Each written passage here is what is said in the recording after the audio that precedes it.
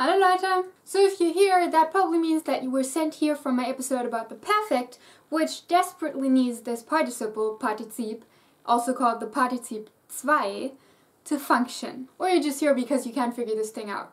Either way, let's take a look. The way this works for regular verbs is you take your infinitive, you take away the infinitive ending, so en, then you add a ge in the front and a t in the back, push it all together, and you're done. One example, lernen, lernen, plus g plus t, gelernt. Ich habe gelernt. There are two groups of exceptions to this that are still considered regular verbs, so you will just have to learn these two.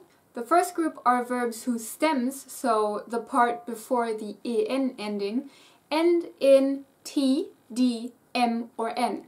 These would be near unpronounceable, especially in connected speech, if we just added a t at the end. So instead, we push an e in between and get the ending et, et. Example, arbeiten, arbeiten, et, gearbeitet. Ich habe gearbeitet. And then the last group of regular verbs is the group that ends in iren instead of just n. Their g form is for some reason formed without an actual g, which is kind of unfortunate because now the name kind of doesn't make sense anymore. The usually g form. Example, studieren, studieren, studiert, studiert.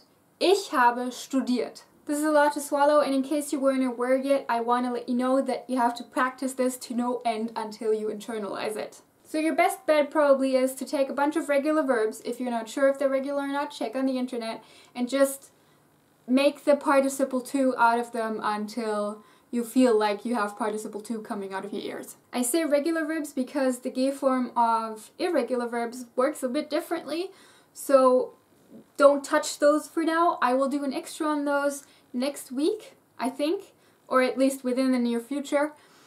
And from then on we can finally talk about all of the stem forms of irregular verbs. Now just a few notes on the usage of this participle.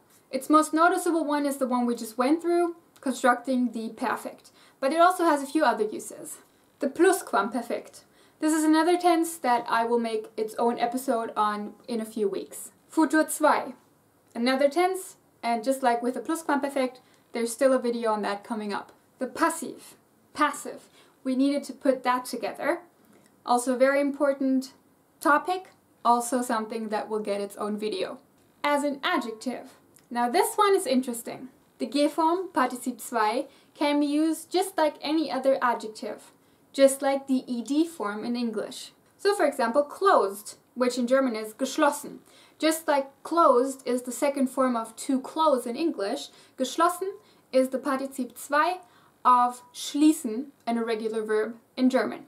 And just like adjectives, they don't have to be attributive, meaning they don't have to have endings that correspond with the noun's ending, but they can also be separated from the noun through a verb and still refer to the noun. So that works with them too. It's the same as with full adjectives. If you have no idea what that means, check out my episode on adjectives.